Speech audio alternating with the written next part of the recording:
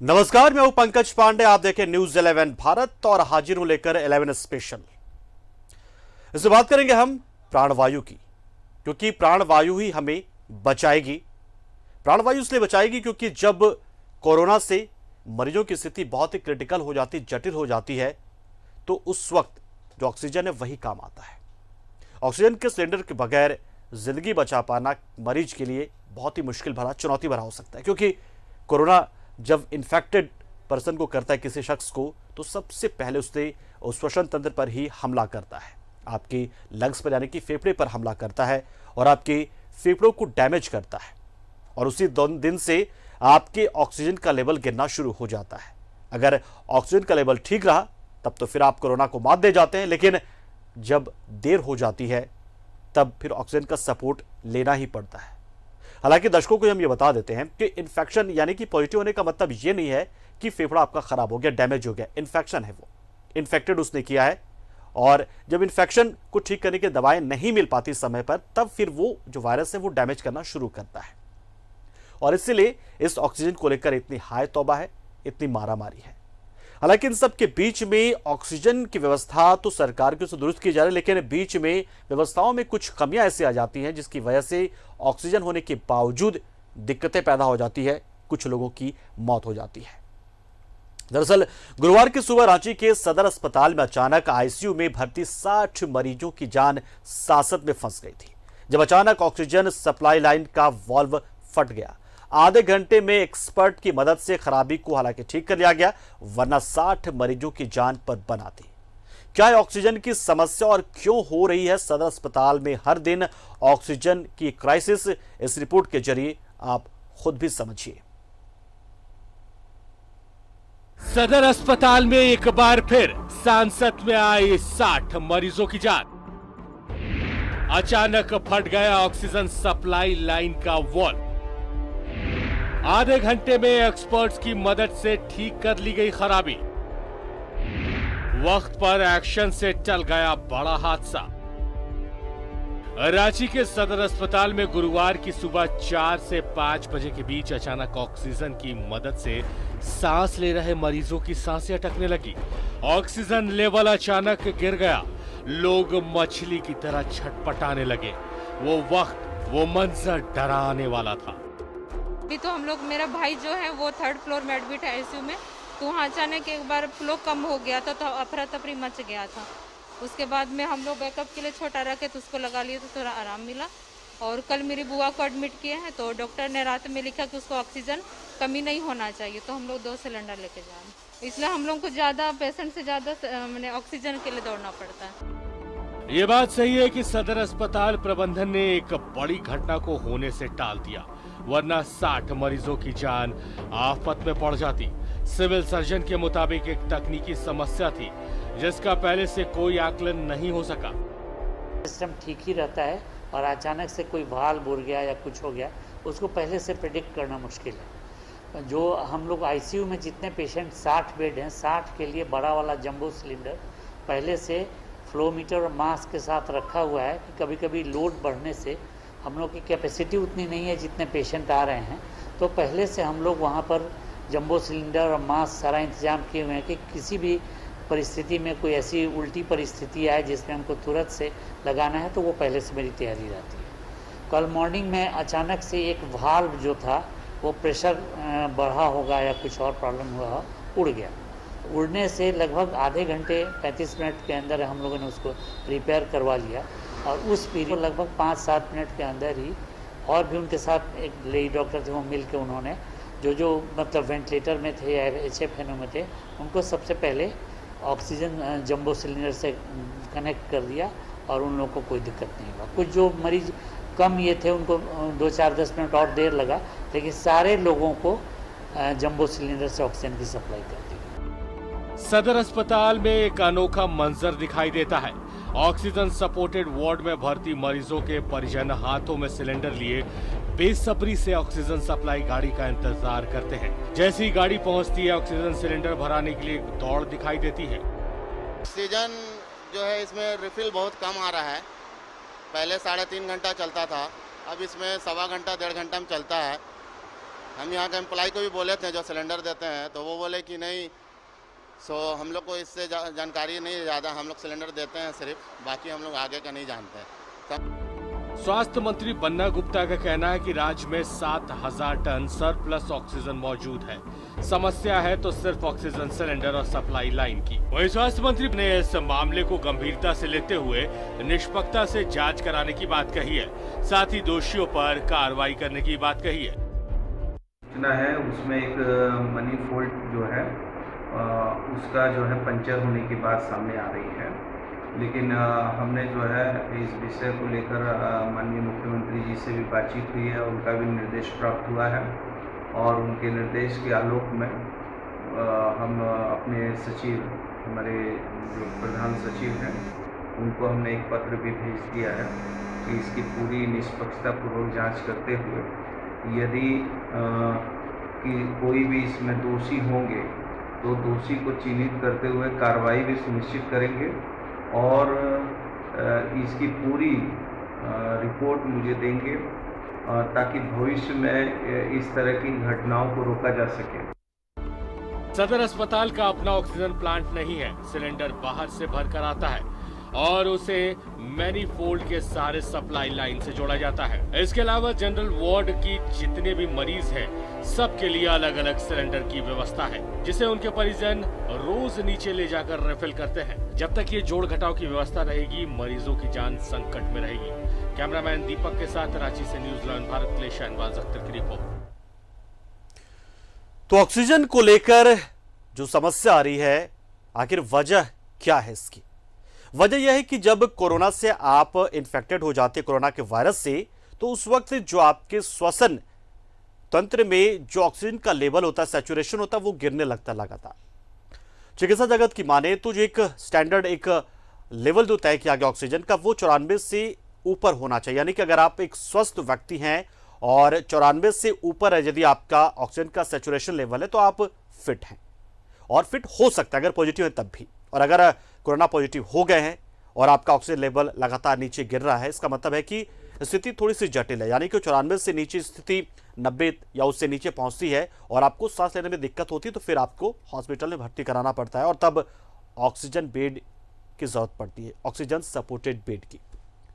तो oxygen saturation का level 94 और जो आपका जो पल्स रेट है वो आपका होना चाहिए 60 से 100 के बीच में। यानी कि एक नॉर्मल वयस्क आदमी का जो हार्ट रेट यानी कि नाड़ी जो होता है, स्पंदन जो होता है, वो 60 से 100 के बीच में रहना चाहिए। तो ये भी जरूरी है। और साथ ही साथ अगर बीपी आप चेक कर पा रहे हैं तो इसका जो निचला लेवल है बीपी का 90 हो और ऊपरी लेवल 110 या 120 तक भी जा सकता है WHO के नए पैरामीटर्स के मुताबिक। लेकिन फिलहाल न बीपी की बहुत ज्यादा हम बात करेंगे यहां पर और ना ही हार्टबीट की हालांकि जरूरत तो है, लेकिन फिलहाल बात हम ऑक्सीजन करेंगे जो कि 94 आपका होना चाहिए। अब 94 से नीचे आया तो आपको हमने कहां भर्ती कराया? हॉस्पिटल में। हॉस्पिटल में आपको ऑक्सीजन सपोर्टेड बेड दिया जाता है। अगर स्थिति सुधर गई तो अच्छी बात है, नहीं सुधरती तो फिर हाई फ्लो ऑक्सीजन आपको दिया जाता है। यानी कि ऑक्सीजन के सैचुरेशन को बढ़ाने के लिए बहुत ही तेज प्रेशर वाला ऑक्सीजन की एक मशीन होती है, वो उससे आपको कनेक्ट किया जाता है, यानी कि आपको बचा जा सके, यानी कि आपके लंग्स सही तरीके से काम कर पाए, वहां पर बेहतर तरीके से आपका लंग्स काम कर पाए। ये सबसे बड़ी कोशिश होती है। तो ये और इसी में सबसे ज्यादा दिक्कतें आ रही हैं, इसलिए ऑक्सीजन का क्राइसिस भी इसकी वजह से उत्पन्न हो रहा है। इसी वजह से कई जगह से हम देख पाते हैं कि ऑक्सीजन सही समय पर नहीं मिल पाने से मरीज की मौत हो जाती है।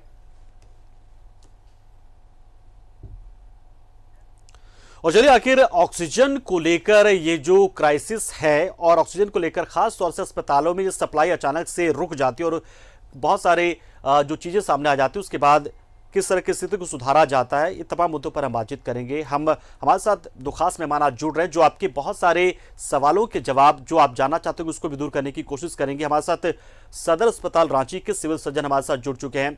बहुत बहुत स्वागत है आपका, हमारे साथ आप जुड़े, आपने वक्त दिया, बहुमूल्य वक्त दिया। और साथ ही जमशेदपुर के सिविल सर्जन साहब भी हमारे साथ जुड़ चुके हैं। लेकिन पहले बात कर लेते हैं रांची के हमारे सिविल सर्जन साहब से। सर, हम लगातार पिछले कुछ दिनों से देख रहे हैं कि सदर अस्पताल में ऑक्सीजन प्लांट की जो मैनीफोल्ड में दिक्कतें आ रही, उसकी वजह से मरीजों की मौत की खबरें हमारे पास आई। हालांकि आज आपने बताया कि सब मौत के पीछे ऑक्सीजन में दिक्कत नहीं थी, कुछ और भी कारण थे। तो ये जो दिक्कतें ऑक्सीजन सप्लाई को लेकर सदर अस्पताल में बार बार आ रही, क्या उसको ठीक कर लिया गया और क्या हम मानकर चले कि आने वाले दिनों में ऑक्सीजन की वजह से कम मरीज की मौत नहीं होगी? जी जी, ऑक्सीजन हमारे यहाँ पहले से एक मैनीफोल्ड प्लांट था जिससे मेरा आईसीयू चलता था जी, लेकिन अब इधर प्रशासन के सहयोग से और विभाग के सहयोग से 2 और मैनीफोल्ड प्लांट मेरे यहाँ बन गया है। तो हम लोग का प्लान था कि आईसीयू में जो हमारे यहाँ बेड्स जिसमें वेंटिलेटर्स चलते हैं, HFNO चलते हैं, बाईपेप चलते हैं, उनकी संख्या बढ़ाई जाए, इसलिए कि जो भी मरीज आते हैं वो काफ़ी गंभीर अवस्था में आते हैं और निकटवर्ती ज़िलों से आते हैं जिनकी स्थिति काफ़ी ख़राब रहती है और परसेंटेज उनका ऑक्सीजन सेचुरेशन बहुत कम रहता है। तो वैसे में उनको वेंटिलेशन की ज़रूरत ज़्यादा पड़ती है। कभी कभी ऐसा होता है कि जैसे शुरू में एक ही मैनीफोल्ड मेरा चल रहा था, तो उस समय पेशेंट वो 6 से 7 मरीज़ को रखने की कैपेसिटी उसमें होती है वेंटिलेटर को, लेकिन परिजनों के दबाव में या कोई और दबाव में डॉक्टरों को जल्दी से ज़्यादा पेशेंट को वेंटिलेशन या HFNO में डालने का प्रयास करवाया जाता है, जिसके चलते कभी कभी ऑक्सीजन का सेचुरेशन थोड़ा कम होता है। कल की जो घटना है वो बिल्कुल ही एकदम अचानक होने वाली घटना है। वो कल मैनीफोल्ड में सवेरे 5:30 बजे करीब उसका एक वाल्व जो था वो अचानक से उड़ गया और वाल्व उड़ने से ऑक्सीजन का फ्लो उधर जाने के बदले सीधे बाहर निकलने लगा और उसको हम लोगों ने आधे घंटे में उसको ठीक कराया। वाल्व भी सब हमने क्या रिप्लेसमेंट का सब सामान और टेक्नीशियन रहते हैं साथ में जी। तो जिला प्रशासन के लोग और मैं भी वहाँ था और उसको मैंने जल्दी से रिपेयर करवाया। लेकिन इस बीच में हम लोग पहले से ही सशंकित थे कि मैनीफोल्ड पुराना है, कहीं हो सकता है कोई दिक्कत हो। तो 60 बेड जो मेरे आईसीयू में है वो बड़ा जंबू सिलेंडर हर पेशेंट के पास एक पहले से रखा हुआ था जी। और सब में फ्लो मीटर और ऑक्सीजन मास्क पहले से था। तो वो मेरे डॉक्टर्स, मेरी जो आईसीयू टेक्नीशियन थी वो और एक लेडी डॉक्टर, दोनों मिलके जल्दी से सीरियस मरीजों को सबसे पहले ऑक्सीजन सपोर्ट दे दिया इससे जंबू सिलेंडर से, और बाकी लोगों को भी धीरे धीरे सारे लोगों को कर दिया गया। तो उसमें हम लोग को ज़्यादा दिक्कत नहीं हुई। और जब तक कि नीचे हम लोग जो दूसरा मैनीफोल्ड है उससे हम लोगों ने उससे कनेक्ट करवा के वहाँ पर आधे घंटे 45 मिनट में वहाँ पर फिर से ऑक्सीजन चालू करा दिया और उसका प्रेशर पहले की तरह फिर से हो गया। ऐसा होता है कि जैसे जितना एक्सपेक्टेशन है उससे कहीं ज़्यादा पेशेंट मेरे यहाँ आ रहे हैं, तो वैसे के लिए तीनों मैनीफोल्ड का चलना आवश्यक है और तीनों मैनीफोल्ड मेरे यहाँ तैयार है। ऑक्सीजन जंबो सिलेंडर्स मेरे यहाँ का लगभग 500 जंबो सिलेंडर्स मेरे यहाँ आ गए हैं और हम लोग का प्लान ये है कि जो 8 से 10 वेंटिलेटर्स चल रहे हैं उसकी संख्या बढ़ाई जाए और बाकी फ्लोर्स जो हैं 4थे 5वें तल्ले में जिनमें पाइपलाइन ऑक्सीजन की सुविधा है उनको पाइपलाइन ऑक्सीजन दिया जाए ताकि हम लोग को सिलेंडर पर जो डिपेंडेंसी है उसको कम किया जा सके।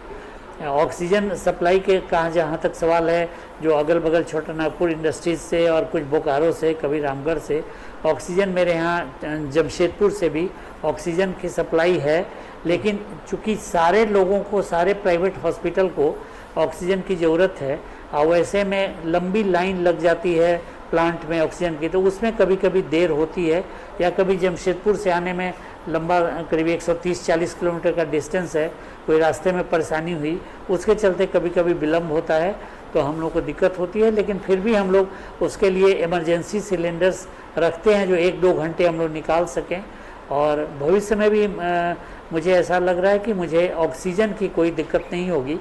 और विभागीय आदेश के हिसाब से हम लोगों ने प्रपोज़ल भेजा है कि जो लिक्विड ऑक्सीजन 2000 लीटर का प्लांट हम लोग के यहाँ इस्टेब्लिश हो, जिसके लिए मैंने प्रपोज़ल भी भेजा है विभाग में, और वो अगर बन जाएगा तो कहीं किसी कंपनी से ऑक्सीजन लेने की हमें ज़रूरत नहीं पड़ेगी और मेरा प्लांट जो है वो मेरे सारे आईसीयू को और सारे पाइपलाइन ऑक्सीजन को सपोर्ट कर सकेगा। बिल्कुल डॉक्टर विनोद, आएंगे आपके पास। हम जमशेदपुर के सिविल सर्जन अरविंद कुमार हमारे साथ जुड़े, उनके साथ भी हम थोड़ा बातचीत कर लेते और वहाँ की स्थिति को भी जान लेते सदर अस्पताल के। डॉक्टर अरविंद, बहुत बहुत स्वागत है आपका। और हालांकि ये वक्त स्वागत का तो नहीं है, लेकिन फिर भी आपने अपना बहुमूल्य समय दिया तो स्वागत हम करेंगे आपका, क्योंकि आप लोग एक योद्धा की तरह से लगातार ऐसे हालात में आप जूझ रहे हैं, लड़ रहे हैं, लोगों को बचाने की कोशिश कर रहे हैं। रांची के सदर अस्पताल में एक स्थिति जो पैदा हुई थी, डॉक्टर अरविंद, क्या जमशेदपुर की स्थिति थोड़ी ठीक है, क्योंकि दबाव कुछ कम होगा रांची के मुकाबले, क्योंकि रांची पर दबाव बहुत ज्यादा है, ये तो हम महसूस करते हैं। राज्य के हर हिस्से से लोग सदर अस्पताल पहुंचते हैं, तो जमशेदपुर के सदर अस्पताल की स्थिति क्या थोड़ी ठीक है, या फिर वहां भी मैनिफोल्ड में ऐसी दिक्कतें आ सकती हैं, या आएंगे तो उसके लिए आप तैयार हैं? देखिए, हमारे यहाँ जो मैनिफोल्ड सिस्टम जो लागू हुआ है उसमें सिर्फ 28 बेड पर ही अभी शुरुआत हुआ है, और 28 बेड में हम लोग मैनिफोल्ड के थ्रू ही ऑक्सीजन सप्लाई कर रहे हैं। बाकी में हम अपना ऑक्सीजन सप्लाई डी सिलेंडर और ऑक्सीजन कंसंट्रेटर के माध्यम से कर रहे हैं जी। अभी तक हमारे यहाँ इस तरह कोई दिक्कत उत्पन्न नहीं हुआ है। केवल एक दिन हल्का सा गैस लीक हुआ था, जो हम लोग तुरंत उसको मेंटेन कर लिए, ठीक कर लिए। उसके बाद से इस तरह कोई भी गलत चीज़ सिस्टम नहीं खराब हुआ है, और हम लोग अच्छे तरीके से इसको लागू कर रहे हैं। जी बिल्कुल डॉक्टर अरविंद, तो निश्चित तौर पर जमशेदपुर में स्थिति अब थोड़ी अच्छी है, और क्योंकि दबाव थोड़ा कम है। एक बार फिर से हम डॉक्टर विनोद का रुख करते हैं। डॉक्टर साहब, अगर हम मैनिफोल्ड की बात करें तो जैसा कि डॉक्टर अरविंद ने बताया कि उनके यहाँ कुछ कम बेड हैं, वो 27 बेड में ही मैनिफोल्ड का सिस्टम जो है वो लागू रखा है। अगर हम सदर अस्पताल की बात करें तो कितने बेड्स या कितने फ्लोर तक अब मैनिफोल्ड के सिस्टम के जरिए हम ऑक्सीजन की सप्लाई फिलहाल कर पा रहे हैं या करने वाले हैं इस कोरोना काल में? अभी तक तो हम लोगों ने उसे एक मैनिफोल्ड से ही कनेक्ट करके रखा है, लेकिन सारे की पाइपलाइन का हो गया है ये, और कनेक्ट करके हम 1-2 दिन में, चूँकि उसके लिए कुछ जरूरी सामान है जो उपलब्ध नहीं हो रहा है, जिसके चलते कनेक्शन में देरी हो रही है, लेकिन वो भी NHM के सहयोग से हम लोगों ने कोशिश कर रखा है कि 1-2 दिन में उपलब्ध हो जाए। तो हम लोग लगभग 20 वेंटिलेटर्स चला सकेंगे, और प्लस पाइपलाइन से सप्लाई हम लोग 4थे-5वें तल्ले में दे देंगे। मेरे यहाँ अभी लगभग 240 ऑक्सीजन सपोर्टेड बेड्स है, और जिसको हम लोग प्रयास हम लोगों का ये है कि उसको भी हम लोग सिलेंडर से डिपेंडेंसी हटा के और उसको भी पाइपलाइन ऑक्सीजन दें, और वो मैनिफोल्ड से हम लोग दे सकेंगे, एक मैनिफोल्ड से। और 2 मैनिफोल्ड को हम लोग चाह रहे हैं कि उससे सिर्फ ICU को मैनेज करें। ICU मेरे यहाँ 60 बेड का है, जिसमें लगभग 15 से 20 वेंटिलेटर्स या HFNO हम लोग चला सकेंगे ज़्यादा गंभीर मरीजों को, और बाकी को पाइपलाइन से ऑक्सीजन दे सकेंगे। जी बिल्कुल डॉक्टर साहब, तो आपने बताया यहाँ पर, और एक बार फिर से हम रुख करते हैं डॉक्टर अरविंद का, जो जमशेदपुर से जुड़े हैं हमारे साथ। डॉक्टर साहब, अगर जैसे कि यहाँ पर डॉक्टर साहब ने बताया कि वो आने वाले दिनों में जो मैनिफोल्ड के जरिए ही ऑक्सीजन की व्यवस्था को बहाल करेंगे सदर अस्पताल में, उनकी ये जो है वो प्लानिंग है, आने वाली भविष्य की योजना है। जमशेदपुर में क्या ऐसी स्थिति है कि क्या हम बढ़ा सकेंगे आने वाले दिनों में, या फिर कुछ तकनीकी अड़चने वहाँ पर आई और इसी वजह से हम मैनिफोल्ड से ज़्यादा बेड को जोड़ नहीं पा रहे हैं सदर अस्पताल में जमशेदपुर के? नहीं, नियमतः तो हमको मेरे सदर अस्पताल में भी 100 बेड को हम लोग को मैनिफोल्ड से जोड़ना है। समस्या यहाँ उत्पन्न ये हुआ कि जो टेक्नीशियन लोग आए थे वो सब बीमार हो गए जी। तो नतीजा क्या हुआ कि हमारा 28 बेड पर ही काम हो सका, और वो बीमार हो गए। बिल्कुल 1-2 दिन में हमारा, फिर वो लोग आज आए थे, बात करके गए हैं, और फिर कल से हमारा जहाँ तक उम्मीद है काम शुरू हो जाएगा, और 1 हफ्ते में हम लोग का 100 बेड पर की पाइपलाइन चालू हो जाएगा। जी बिल्कुल। डॉक्टर विनोद, एक बार फिर आपके पास हम आ रहे हैं। जैसे कि सर आपने बताया कि आप जो जंबो या सिलेंडर पे जो निर्भरता है, डिपेंडेंसी है, वो आप खत्म करना चाहते हो, और पाइपलाइन के जरिए ही ऑक्सीजन की सप्लाई मैनिफोल्ड सिस्टम के जरिए आप करना चाह रहे हैं। तो आप इसे सुरक्षित मानते हैं मैनिफोल्ड में? क्योंकि हम बार बार ये खबरें आ रही हैं कि दिक्कतें उससे पैदा हो जाती हैं, तो सुरक्षित है ये, या फिर स्टैंड बाय में कोई व्यवस्था दूसरी रहती है हमेशा मौजूद?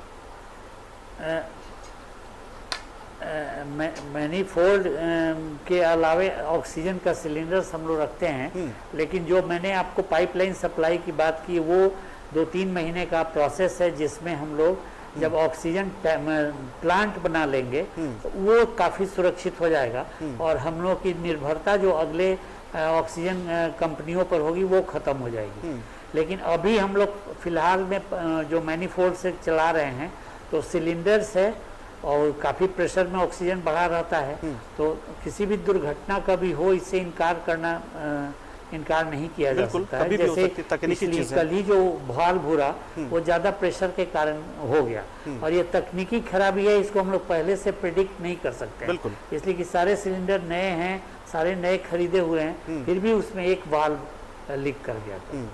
जी डॉक्टर अरविंद, जैसे कि यहाँ पे डॉक्टर विनोद ने साफ बताया यहाँ पर कि तकनीकी चीज़ें गड़बड़ी आ सकती हैं, तो ऐसे किन हालातों से निपटने के लिए अस्पताल तैयार रहता है? ऐसे कैसे कैसे कौन कौन से हालात हो सकते हैं अगर हम मैनिफोल्ड के जरिए ऑक्सीजन की सप्लाई कर रहे हैं या जंबो सिलेंडर के जरिए सप्लाई करते हैं, तो ऑक्सीजन की सप्लाई के दौरान किस किस तरह की समस्याएं आ सकती हैं जिसको आप लोग सामना करते रहते हैं? और दूसरी समस्याएं, क्योंकि प्रेशर की समस्या तो रहती है। देखिए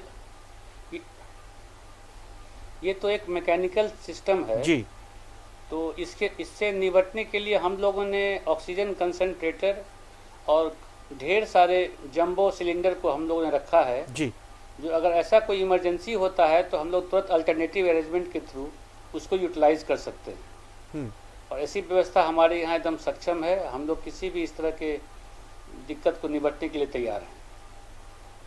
जी, और आप सरकार से आपकी और क्या मतलब मांगे हैं, क्या सपोर्ट और कुछ चाहिए ताकि कि जो जमशेदपुर का सदर अस्पताल है थोड़ा और बेहतर तरीके से इस कोरोना काल में लोगों की सेवा कर पाए? और क्या मांगे रहेंगी आपकी सरकार से, किस तरह की मांगे आप चाहते हैं सपोर्ट? देखिए ये एक सरकारी अस्पताल है, लोगों को उम्मीद इस अस्पताल से बहुत जुड़ी रहती है। यहाँ की जो जनमानस है वो जिस तबके से आते हैं उनके लिए बड़े अस्पताल में जाना संभव नहीं है। बिल्कुल, तो निश्चय हमारे अस्पताल से वो लोग अपनी आँख लगाए रहते हैं, आस लगाए रहते हैं, वो लोग हमारे यहाँ आते भी हैं। अभी भी जितने लोग पिछले 1.25 साल से हमारे सेंटर में आ रहे हैं, सदर अस्पताल में आ रहे हैं, और हम लोग के द्वारा अच्छी चिकित्सा सेवा देने के बावजूद बिल्कुल वो लोग यहाँ से खुश होकर जा रहे हैं। और आने वाले दिन में भी सरकार के द्वारा ये कोविड को महामारी को देखते हुए जो भी संसाधन है हम लोग को उपलब्ध कराया जा रहा है जी। निकट भविष्य में हम लोग को लिक्विड मेडिकल ऑक्सीजन की भी व्यवस्था यहाँ की जा रही है जी, जिसकी संभावना है कि जल्दी ही वो कार्य रूप ले लेगा। जी, चलिए बिल्कुल। Liquid medical man oxygen power की जहाँ तक कमी है जी, आप अपनी बात रखें डॉक्टर अरविंद। मैन पावर की कमी है, उससे हम लोग जूझ रहे हैं।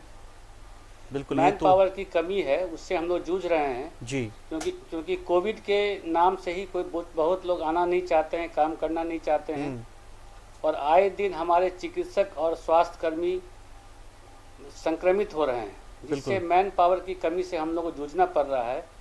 सरकार की तरफ से हम लोगों को पूरा छूट मिला हुआ है कि आप स्थानीय स्तर पर आप इसकी व्यवस्था करें, और हम लोग व्यवस्था कर भी रहे हैं। सरकार की तरफ से भी हम लोग को रांची से मैन पावर भेजा गया है, और हम लोग 11 तारीख को जिला उपायुक्त के निर्देशानुसार हम लोग लोकल स्तर पर फिर रिक्रूटमेंट करने जा रहे हैं, ताकि जो मैन पावर की समस्या है उससे हम निजात पा सकें। बिल्कुल बिल्कुल, तो निश्चित तौर पर कोरोना योद्धा के तौर पर आप लगातार आप लोग जुटे हुए हैं। डॉक्टर विनोद, यहाँ पर हमने देखा कि एक टर्म का इस्तेमाल किया है डॉक्टर अरविंद ने जमशेदपुर से, मेडिकल लिक्विड ऑक्सीजन। तो ये ऑक्सीजन कंसंट्रेटर या ऑक्सीजन सिलेंडर या मैनिफोल्ड का जो सिस्टम है उससे हटकर कितना अलग होता है? ये लिक्विड मेडिकल ऑक्सीजन कितना अलग होता है और कितना असरदार है ये, और कितना फायदेमंद ये हो सकता है या होता है? ये मैनिफोल्ड और या ऑक्सीजन सिलेंडर वो तो सब सिलेंडर ही है, गैस उसमें रहता है। ऑक्सीजन कंसंट्रेटर में जो मशीन है वो ऑक्सीजन बनाती है हवा से, तो वो होता है। लेकिन जो लिक्विड ऑक्सीजन प्लांट, जो मैंने ऑक्सीजन प्लांट लगाने की बात कही जी, वो लिक्विड ऑक्सीजन का ही प्लांट है, और उससे बनने से मेरा जैसे ऑक्सीजन का जो प्रेशर है वो मेंटेन रहेगा। जो भाग दौड़ मेरी है सिलेंडर के लिए और जंबो सिलेंडर के लिए, कभी रामगढ़, कभी हजारीबाग, कभी कहीं, वो सारी हड़बड़ी खत्म हो जाएगी। और एक सामान्य रूप से और एक नियमित रूप से एक खास प्रेशर पर जो हम लोग ऑक्सीजन देना हम लोग का आवश्यक है वो देते रहेंगे। और इसमें मैं उम्मीद करता हूं कि जैसे सरकार का पूरा सहयोग मिल रहा है, और हम लोग लगता है कि 1-2 महीने में हम लोग ऑक्सीजन प्लांट बना लेंगे। बिल्कुल, और ये सबसे सही वक्त भी यही है कोरोना का कि जब इसी बहाने कम से कम एक लिक्विड मेडिकल जो है ऑक्सीजन का प्लांट लग जाए। डॉक्टर अरविंद, चलिए ये तो समस्या हमने जाने की ये तकनीकी पहलू है ऑक्सीजन के सप्लाई के, चाहे वो मैनिफोल्ड से हो, सिलेंडर से हो, और ऑक्सीजन देना ही पड़ता है। लेकिन इसके साथ साथ जैसे कि कोई मरीज आपके पास पहुंचता आपके अस्पताल में, तो क्या वो दबाव भी बन रहे हैं आप लोगों के ऊपर अभी भी कि नहीं हमारे मरीज को आप ऑक्सीजन सपोर्टेड बेड दीजिए और ऑक्सीजन मास्क लगाइए? क्या ऐसे दबाव का भी सामना आप लोगों को करना पड़ा इस दौरान, या लोग अब धीरे धीरे समझने लगे हैं कि बेवजह का दबाव वो ना बनाए अस्पताल प्रबंधन पर, डॉक्टर्स पर? देखिए, इस कोरोना का दूसरी महामारी में प्रमुख समस्या है कि मरीज जो आते हैं उनको ऑक्सीजन की दिक्कत होती है, सांस लेने में दिक्कत होती है। तो कोई भी मरीज जब आता है तो उनके जो अटेंडेंट साथ में रहते हैं उनका यह पहला होता है ध्येय कि पहले हमारे मरीज को ऑक्सीजन लग जाए। ये हम लोग के लिए बहुत टफ टाइम है, क्योंकि हमारे यहाँ 109 बेड हैं जो ऑक्सीजन युक्त हैं। कभी कभी दिक्कत ये हो जाती है कि उससे ज़्यादा मरीज आ जाते हैं, तो हम लोगों को थोड़ा सा कठिनाई का सामना करना पड़ता है। लेकिन हम लोग अपने सहयोगी कर्मचारी और चिकित्सकों के सहयोग से अभी तक हम लोग इस पर काबू पाए हुए हैं। लेकिन ये एक चैलेंज है, इसमें दो मत नहीं। बिल्कुल बिल्कुल। डॉक्टर वीरेंद्र के पास चलते हैं एक बार फिर से, डॉक्टर विनोद के पास। डॉक्टर साहब, जैसे कि बताया यहाँ जमशेदपुर से डॉक्टर अरविंद ने कि उनकी स्थिति थोड़ी ठीक हो जाती है क्योंकि आप राजधानी रांची में हैं, दबाव बहुत ज़्यादा है। कई बार ऐसा होता है कि रिम्स पर दबाव बन जाता है तो लोग सदर अस्पताल पहुँच जाते हैं।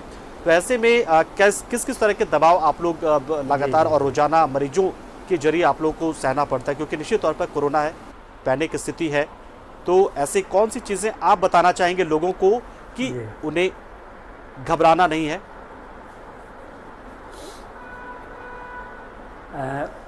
जितने भी कोरोना के मरीज आते हैं जी, सारे गंभीर स्थिति में नहीं होते हैं। उनमें 90% जो मरीज हैं उनको बहुत ज़्यादा सिर्फ ऑक्सीजन सपोर्ट की ज़रूरत है और उनको पैनिक नहीं करना है, वो बहुत ज़रूरी है। मास्क लगाएं, सोशल डिस्टेंसिंग मेंटेन करें, हाथ धोएं, और जो उसकी जो होम आइसोलेशन किट का या जो दवाएं मिलती हैं वो काफ़ी है।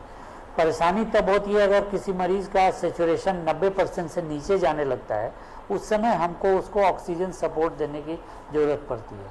और ज़्यादातर मरीज उस सिर्फ ऑक्सीजन सपोर्ट चाहे हम पाइपलाइन से दें या सिलेंडर से दें वो ठीक हो जाते हैं। लेकिन कभी कभी जैसे जिन मरीजों का लंग्स बहुत ज़्यादा अफेक्टेड हो गया, इस बार कोरोना इन्फेक्शन में देखा जा रहा है कि लंग्स बहुत जल्दी से और बहुत ज़्यादा डैमेज हो जा रहा है। मतलब साधारण सी भी खांसी होने में CT HRCT कराने पर ये पता चलता है कि 40% 50% लंग्स जो है वो अफेक्टेड हो गया। तो वैसे मरीजों में हम लोग को ऑक्सीजन की ज़रूरत ज़्यादा महसूस होती है। उसके लिए कई दवाएं भी आ गई है जो हम लोग सरकार के सहयोग से रोज़ दे रहे हैं। गंभीर मरीजों को तो दे ही रहे हैं हम लोग, तो वह देने से, और जैसे कॉर्टिसोन है, एंटीबायोटिक्स हैं, रेमडेसिविर इंजेक्शन है, ये सारी दवाएं अस्पताल में उपलब्ध हैं। और ढेर सारे मरीज हमारे को जो हैं उनको वेंटिलेशन की ज़रूरत नहीं पड़ती है। लेकिन बाहर से जो मरीज आते हैं उनमें प्राइवेट हॉस्पिटल से कहीं से उनके दिमाग में ये भरा हुआ रहता है कि बस तुम्हारा ऑक्सीजन हुआ, जल्दी से तुम वेंटिलेटर के फेर में जाओ। तो वैसे मरीजों में हम लोग को दिक्कत होती है कि रिम्स में जो वेंटिलेटर है वो और यहाँ उतना दोनों मिला के भी उतना कवर नहीं कर पाता है। और प्राइवेट हॉस्पिटल्स हैं उसमें वेंटिलेटर्स हैं और सीट रिजर्व भी हैं सरकार की तरफ से, फिर भी चार्जेस हाई होते हैं काफ़ी, इसलिए लोग जाना नहीं पसंद करते या मरीजों को दिक्कतें होती हैं। बिल्कुल। तो वैसी स्थिति में सरकारी संस्थान जो हैं वो एकमात्र साधन है जिनसे हम लोग उन लोगों की मदद करें। मेरे डॉक्टर्स, मेरी जो स्टाफ नर्सेज हैं, जो मेरे ICU टेक्नीशियन है, सारे ने बड़ी मेहनत की है और काफ़ी लोगों को हम लोग बचाया भी है। जी जी बिल्कुल। एक सवाल मेरे जहन में आया है डॉक्टर अरविंद, जैसे कि कई बार हम जिक्र यहाँ पर करें, एक हमने ये बात तो कर ली ऑक्सीजन की सप्लाई की कि जो लगातार दिन पर दिन ठीक होते जा रहा है, और ज़रूरी भी नहीं है कि जैसे आज जो संक्रमितों की संख्या बढ़ जाती है तो निश्चित तौर पर व्यवस्था करने में थोड़ा टाइम वक्त लग जाता है, इसलिए हम सवाल उठा भी नहीं सकते व्यवस्था पर। हम भले ये कह लें कि व्यवस्था कमज़ोर है, दुरुस्त है, चरमरा गई, लेकिन संक्रमण बढ़ रहा है तो ऐसे में व्यवस्था कर पाने में वक्त लगता है, ये हमें मानना पड़ेगा और ईमानदारी से कबूल करना पड़ेगा कि इस संकट से आप लोग भी जूझ रहे होंगे। एक सवाल ये कि कई बार बात आती है कि लंग्स में इन्फेक्शन हो गया है, डॉक्टर अरविंद से बात ये सवाल है मेरा कि लंग्स इन्फेक्टेड हो गया है, तो इसका मतलब ये तो हम जानना चाहेंगे आपसे कि इन्फेक्शन का मतलब ये तो नहीं होता है कि वो डैमेज हो गया है? हम चाहेंगे कि आप दर्शकों तक ये बात कम से कम समझा दें, लेकिन लोग इन्फेक्शन के नाम से डर जाते हैं।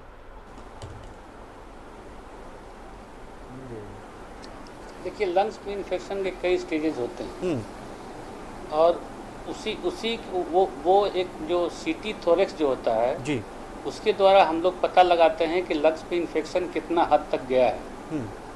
और उसी के अकॉर्डिंगली हम लोग दवा स्टार्ट करते हैं और दवा चलाते हैं। तो जितना लंग्स का इन्फेक्शन स्प्रेड करेगा लंग्स में, उतना ही लंग को वो डैमेज करेगा। और जितना जल्दी उसको हम लोग कंट्रोल करना है, उसका एक ही उपाय है कि उसके लिए जो एंटीबायोटिक्स हैं, एंटीवायरल ड्रग्स हैं, ये हम लोगों को देना, कॉर्टिकोस्टेरॉइड है, ये हम लोग का जो ट्रीटमेंट है वो जितना जल्दी स्टार्ट हो जाएगा उतना जल्दी ये कंट्रोल हो जाएगा। चलिए, बहुत बहुत शुक्रिया आपका डॉक्टर अरविंद, आप हमारे साथ जुड़े। डॉक्टर विनोद, आप हमारे साथ जुड़े और आपने जो एक दिमाग में एक जो भ्रांतियां पैदा हो गई लोगों के, चाहे जमशेदपुर के या रांची के, कि सदर अस्पताल में व्यवस्थाएं ठीक नहीं है या फिर ऑक्सीजन की सप्लाई में दिक्कतें, तो उसको आपने बताने की कोशिश की कि तकनीकी चीजें हैं, ये गड़बड़ियां हो सकती है, लेकिन गड़बड़ी ना हो, इसको लेकर आप लगातार कोशिश करें। बहुत बहुत शुक्रिया, हमारे साथ जुड़े आप। और फिलहाल या 11 स्पेशल में रुकते एक छोटे से ब्रेक के लिए जल्द हाजिर होंगे और करेंगे चर्चा कोरोना से जुड़ी हुई ही, कि कोरोना को आखिर हम हराएं कैसे, कोरोना को लेकर तैयारियां क्या चल रही हैं।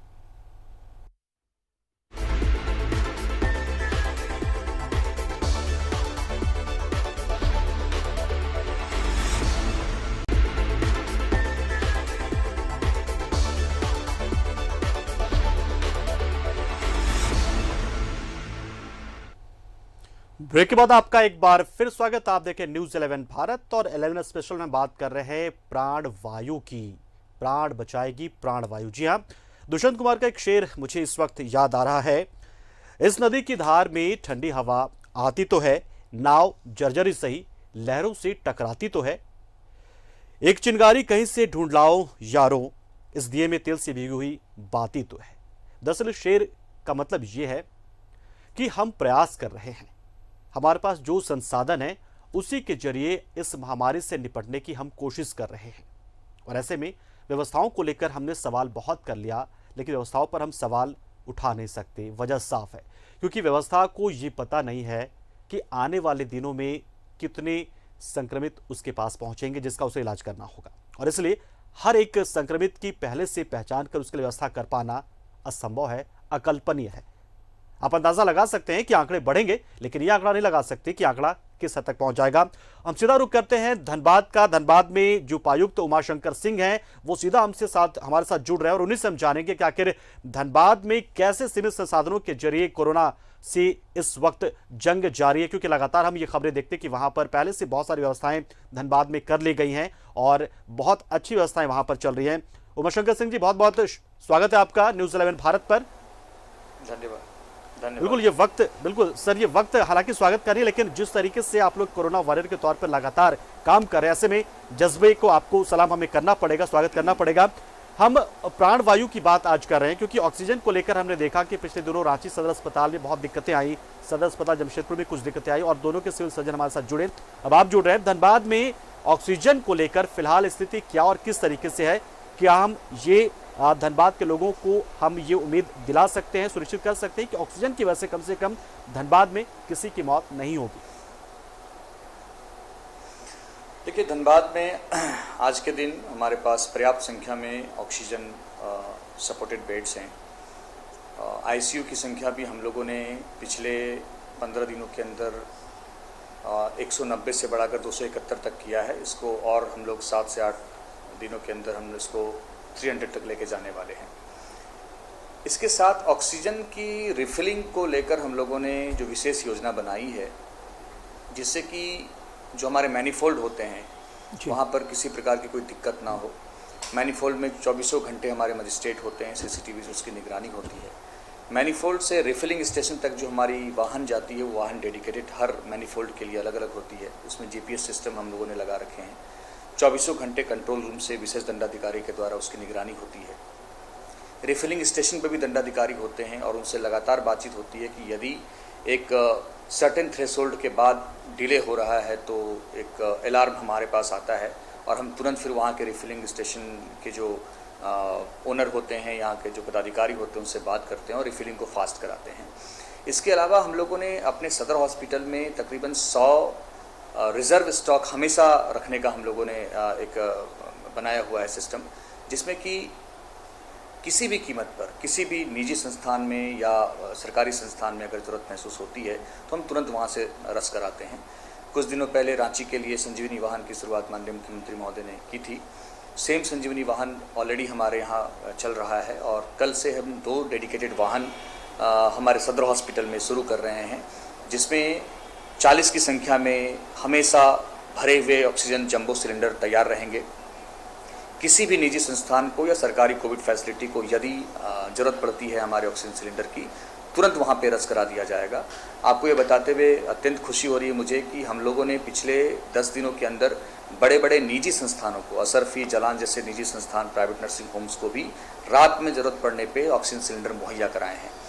इसके अलावा हम लोग सिर्फ डी टाइप सिलेंडर या बी टाइप सिलेंडर पे ही टिके हुए नहीं हैं, हम लोग इसकी वैकल्पिक व्यवस्था कर रहे हैं, जिसमें कि हर मैनीफोल्ड के पास हमारी ऑक्सीजन जनरेशन प्लांट बनाई जाएगी। हमारे पीएमसीएच में, हमारे सीएसडी सेंट्रल हॉस्पिटल में, हमारे सदर हॉस्पिटल में, कहीं पर सीएसआर के सहयोग से हो रहा है, कहीं पर बीसीसीएल के सहयोग से हो रहा है और कहीं पर हम अपनी डीएमएफटी निधि से कर रहे हैं। योजना हमारी है कि धीरे धीरे हम ऑटोमेटिक जनरेशन प्लांट पे शिफ्ट करेंगे, ताकि जो हमारी डिपेंडेंसी है सिलेंडर की उसको दूर किया जा सके, रिफिलिंग स्टेशन पे जो डिपेंडेंसी उसको दूर किया जा सके। आज की तिथि में धनबाद जिला वासियों को मैं यकीन दिलाना चाहूँगा, किसी भी परिस्थिति में पैनिक होने की आवश्यकता नहीं है। जिला प्रशासन निर्बाध ऑक्सीजन सप्लाई के लिए कृतसंकल्प है और मुस्तैद है। जी बिल्कुल, तो निश्चित तौर पर ऑक्सीजन की सप्लाई को लेकर जिला प्रशासन ने पूरी तैयारी कर रखी है। अगर हम फिर भी अगर ऑक्सीजन की सप्लाई की बात कर भी ले तो बेहतर विकल्प क्या नज़र आता है, क्योंकि मैनीफोल्ड में कुछ तकनीकी कमियां आने की वजह से पूरे सिस्टम में दिक्कतें आ जाती है। तो ऐसे में जिला प्रशासन की तरफ से आप किससे प्रायोरिटी देते हैं, सिलेंडर्स को या मैनीफोल्ड वाले सिस्टम को? देखिए, मैनीफोल्ड में हमारे जंबो सिलेंडर्स ही लगते हैं। जैसा कि मैंने अभी जस्ट कहा कि हम लोग को धीरे धीरे सिलेंडर वाले सिस्टम से हटकर ऑक्सीजन जनरेशन प्लांट वाले सिस्टम पे जाना होगा, क्योंकि सिलेंडर वाले में कई सारी तकनीकी त्रुटियां अवॉइडेबल होती हैं, कभी भी आ सकती हैं। और कुछ जिलों के जो उदाहरण अभी सामने आ रहे हैं, दूसरे राज्य के भी उदाहरण सामने आ रहे हैं, तो चुनौतियां हमेशा लगी रहती हैं। और मैनीफोल्ड में भी घटनाएं ना हों, इसके लिए हम लोगों ने ये तरीका लिया है कि मैनीफोल्ड के साथ एक इमरजेंसी प्रोविजन हमारे दूसरे मैनीफोल्ड कनेक्शन के होते हैं, जहां पर हम अगर मैनीफोल्ड मेन सिस्टम खराब होता है, कंट्रोल पैनल खराब होता है, तो दूसरे सिस्टम से भी हम इसको चला सकते हैं। लेकिन इसका लंबा समाधान और आने वाले समय में समाधान मुझे यही दिखता है कि हम लोग O2 जनरेशन प्लांट की ओर जाएं तो बेहतर होगा हमारे लिए। बिल्कुल, यानी कि जब हम लिक्विड ऑक्सीजन, मेडिकल जो ऑक्सीजन उसके सप्लाई शुरू कर देंगे, प्रोडक्शन शुरू कर देंगे। चलिए, सिविल सर्जन से तो हमने नहीं पूछा था ये सवाल, लेकिन आपसे सर पूछ सकते हैं कि फिलहाल सिलेंडर्स की कालाबाजारी को रोकने के लिए क्या कुछ कदम आपकी तरफ से उठाया जा रहा है और हो रहा है या नहीं हो रहा है, ये भी जानेंगे आपसे। क्या आपके पास जानकारियां हैं धनबाद जिले में कि क्या अभी भी सिलेंडर कालाबाजारी चल रही, क्योंकि आप लगातार मेहनत कर रहे हैं, ये हमें पता चल रहा है खबरों के जरिए। देखिए, 10 दिन पहले हमारे पास सूचना थी कुछ जगहों पे कालाबाजारी की। कुछ इंडस्ट्रियल प्लांट थे गोविंदपुर में, चिरकुंडा, निरसा में और धनबाद के एक अर्बन एरिया में। हम लोगों ने सघन छापेमारी की और सघन छापेमारी के बाद कई सारे इंडस्ट्रियल जंबो सिलेंडर जब्त किए गए। उनको हम लोगों ने अपने सिस्टम में इनकॉर्पोरेट किया। इसके अलावा बोकारो से भी लगातार जिला प्रशासन से हम समन्वय करते आ रहे हैं और कुछ सिलेंडर मुझे बोकारो से प्राप्त हुए, कुछ सिलेंडर हम लोगों को NHM ऑफिस रांची से प्राप्त हुए। जी, कालाबाजारी की संभावना से इनकार नहीं किया जा सकता है, लेकिन हम लोग लगातार इसमें छापेमारी कर रहे हैं और आज की स्थिति में मेरे पास अभी तक कालाबाजारी की सूचना धनबाद जिले में नहीं है। और जब भी ऐसी सूचनाएं आती हैं तो हम इसकी एक उड़नदस्ता टीम बनाते हैं और उसके औचक छापेमारी करके उसको हम लोग जब्त करते हैं। उमाशंकर सिंह जी, एक सवाल और मेरे मन के जहन में जहन में है। जैसे कि हॉस्पिटल पहुंचने के बाद जो मरीज होते हैं, अपने जो परिजन होते हैं मरीज के, उनकी पहली प्रायोरिटी वही होती है कि वो अपने मरीज को किस तरीके से ऑक्सीजन सपोर्टेड बेड मुहैया करवा दें। क्या होम आइसोलेशन में भी लोगों को ऑक्सीजन की जरूरत पड़ रही है, तो क्या ऐसी व्यवस्था भी की गई है या फिर वो आप मना कर रहे हो उससे, आपकी ऑक्सीजन घर में आप डालें? नहीं, इसमें आप ऑल इंडिया जो प्रैक्टिस देखेंगे, जो हमारे डॉक्टर्स हैं उनका एक्सपर्ट एडवाइस देखेंगे, तो घर में बिना एक्सपर्ट के सुपरविजन के आपको ऑक्सीजन सिलेंडर के माध्यम से ऑक्सीजन सप्लाई नहीं करना चाहिए। और हम लोगों ने ऑब्जर्व किया है कि होम आइसोलेशन में लोग जब सेल्फ ट्रीटमेंट शुरू करते हैं और अपनी स्थिति धीरे धीरे ज़्यादा ख़राब कर लेते हैं, उसके बाद वो हमारे गवर्नमेंट फैसिलिटी में आते हैं, तब उनको बचा पाना बहुत मुश्किल हो जाता है। हमारे पास पर्याप्त संख्या में O2 सपोर्टेड बेड हैं। हम अक्सर लोगों को ये मैसेज देते हैं कि जैसे ही सिम्टम्स आपके आए और आप मॉडरेट टू सीवियर की जोन में चले गए, आप अगर माइल्ड है तो माइल्ड में आपको होम आइसोलेशन में कोई दिक्कत नहीं है। आप हमारे एक्सपर्ट एडवाइस जो हमारे टेलीमेडिसिन से मिलता है उसके माध्यम से आप दवा खाएंगे, आप ठीक हो जाएंगे। लेकिन जैसे ही आप मॉडरेट में शिफ्ट होते हैं और सीवियर में शिफ्ट होते हैं, वहाँ पर आपको होम आइसोलेशन में नहीं रहना चाहिए। वहाँ पर ऑक्सीजन की सप्लाई भी शायद आपको ठीक नहीं कर पाएगी। ऐसी स्थिति में आपको तुरंत कोविड हेल्थ फैसिलिटी की ओर मूव करना चाहिए, जहाँ पर आपको डॉक्टर की देखरेख में दवाइयाँ दी जाएंगी, ऑक्सीजन सपोर्ट दिए जाएंगे, जहाँ पर पाइप वेंटिलेटर या HFNC के माध्यम से हाई फ्लो ऑक्सीजन आपको दिया जाएगा, तो ही आपका बेहतर इलाज हो पाएगा। तो होम आइसोलेशन में ऑक्सीजन सप्लाई देना और लोगों को खुद इसका प्रयोग करना, आई थिंक ये इसको डिस्करेज किया जाना चाहिए और ये एक अस्थायी समाधान कभी नहीं हो सकता है। बिल्कुल। अच्छा डॉक्टर साहब, बहुत सारे ऐसे मरीज पहुंचते होंगे जिन्हें ऑक्सीजन लेवल तो ठीक रहता है, लेकिन वो चाहते हैं कि उन्हें ऑक्सीजन मिले, तो क्या ऐसी चीज़ों को डॉक्टर पहले से भाप लेते हैं या ये दिक्कतें आ रही है कि मेडिकली ये दिक्कत होती है कि आपका ऑक्सीजन सैचुरेशन लेवल 94 तो है, लेकिन आप कहते हैं कि सांस में दिक्कत है, तो ऐसी चीज़ों को भी तो रोका जा रहा होगा, तो क्या डॉक्टर इसको पकड़ पाते हैं और जिला प्रशासन के सामने ये क्या चुनौतियाँ बन रही है सब? देखिए बहुत अच्छा सवाल आपने पूछा। हम लोगों ने यहाँ पे प्रयास किया अपने कंट्रोल रूम में। हमारे कंट्रोल रूम में 3 डॉक्टर हर शिफ्ट में 24 घंटे टेलीमेडिसिन में रहते हैं और 3 डॉक्टर की टीम टोल फ्री नंबर से पे मौजूद रहती है, जिसमें कि कोई भी व्यक्ति, चाहे वो पॉजिटिव हो या उसके अंदर सिम्टम्स आया हो, वो तुरंत फ़ोन कर सकता है और अपने बारे में जानकारी दे सकता है। डॉक्टर तुरंत उनको सजेशन देते हैं, उनसे पूछते हैं कि आप क्या क्या दवा खा रहे हैं, आपका सिम्टम्स क्या है, आप के O2 ऑक्सीजन सैचुरेशन लेवल क्या है। उसके आधार पर उनको गाइड किया जाता है कि आपको घर पे कोई थेरेपी, ऑक्सीजन थेरेपी लेनी चाहिए या आपको तुरंत मूव करना चाहिए। अभी तक जो देखने में आया है कि पिछले 10 दिनों का जो मैं रुझान बता रहा हूँ कि मैक्सिमम लोग 90 ऑक्सीजन सैचुरेशन से जैसे डिप करते हैं, उनका पैनिक कॉल शुरू हो जाता है। बिल्कुल 90 तक वो आई थिंक घर में अपने आप को अलर्ट नहीं कर पाते, जबकि डॉक्टर का एडवाइस है कि जैसे ही ऑक्सीजन सैचुरेशन आपकी 94 से नीचे जाए, 93 या 90 के बीच में अगर आए, तो आपको अलर्ट हो जाना चाहिए। आपको तुरंत O2 सपोर्टेड बेड की फैसिलिटी में जाना चाहिए और वहाँ पे ऑक्सीजन सपोर्टेड बेड से आप ऑक्सीजन की सप्लाई होनी चाहिए। मुझे लगता है कि अभी भी कुछ लोगों में इसकी कमी है, खास तौर से ग्रामीण परिवेश के लोगों में कमी है और धीरे धीरे प्रिंट मीडिया, इलेक्ट्रॉनिक मीडिया के माध्यम से लोगों में जागरूकता बढ़ रही है। और अब मैं पिछले 4-5 दिनों का रुझान देख रहा हूँ कि लोग अब जैसे ही 94-93 से नीचे आ रहे हैं ऑक्सीजन सैचुरेशन, वो तुरंत कंट्रोल रूम में फ़ोन कर रहे हैं या हमारे सीधे कोविड हेल्थ फैसिलिटी में आ रहे हैं, जो कि अच्छा संकेत है। और ऐसे मरीजों को ठीक कर पाना बहुत आसान होता है। ऐसे मरीजों के जो रिकवरी रेट होते हैं बाकी की तुलना में काफ़ी अच्छे होते हैं। लेकिन ये तो तब की बात होगी जब जो मरीज है ऑक्सीमीटर, पल्स ऑक्सीमीटर के जरिए अपने ऑक्सीजन सैचुरेशन लेवल को नाप पाए। तो क्या ज़िले में ऑक्सीमीटर पर्याप्त मात्रा में मिल रहा है या फिर अभी भी कुछ कमियां हैं और उस कमी को दूर करने की कोशिश की जा रही है? क्या लोगों को आसानी से ये मुहैया हो पा रहा है? देखिए 2 तरीका है। पहला तो ये है कि हम लोग हर दूसरे दिन भी ये प्रयास कर रहे हैं इंडिया के डिफरेंट कॉर्नर के वेंडर से बात करके कि हमारे पास पल्स ऑक्सीमीटर की संख्या पर्याप्त हो। राज्य NHM ऑफिस से भी बीच बीच में सप्लाई हमें मिलती रहती है, निर्बाध मिलती रहती है। तो जितनी ज़्यादा संख्या में पल्स ऑक्सीमीटर होनी चाहिए उतनी ज़्यादा तो नहीं है, डिमांड बहुत ज़्यादा है। बट फिर भी हम लोगों ने नियम बनाया है कि जो होम आइसोलेशन में रहने वाले हमारे व्यक्ति हैं उनको 100% मेडिकल किट के साथ पल्स ऑक्सीमीटर दिया जाए ताकि हम उसकी रेगुलर मॉनिटरिंग कर सकें।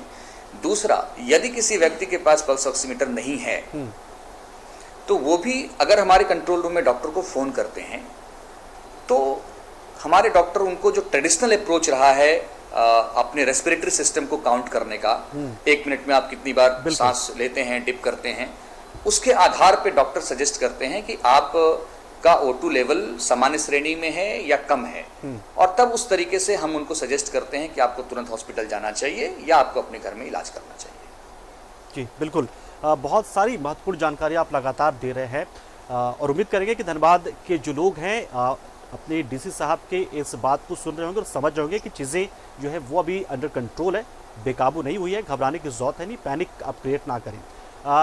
उमाशंकर सिंह जी, एक सवाल और यहाँ पर कि आज राज्य सरकार की ओर से अमृत वाहिनी ऐप की शुरुआत हो रही है। उससे पहले धनबाद में ऑलरेडी आप हिम्मत ऐप की शुरुआत कर चुके थे, तो अब कितने मजबूती के साथ आप लोगों की सेवा कर पा रहे, मदद कर पा रहे इन ऐप्स के जरिए?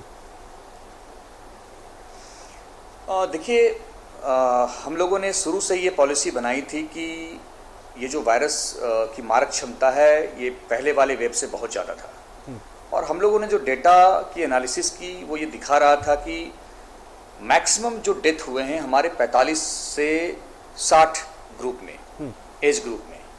तो हम लोगों ने ये नियम बनाया कि किसी भी कीमत पे 45 से ज़्यादा उम्र वाले लोगों को हम होम आइसोलेशन अलाउ नहीं करेंगे जी।